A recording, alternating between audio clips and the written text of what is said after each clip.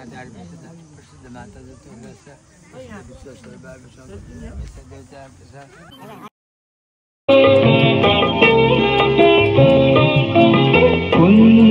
मंदिर माझ्या यात्री कुन मंदिर मा जाने हो कुन सामग्री पूजा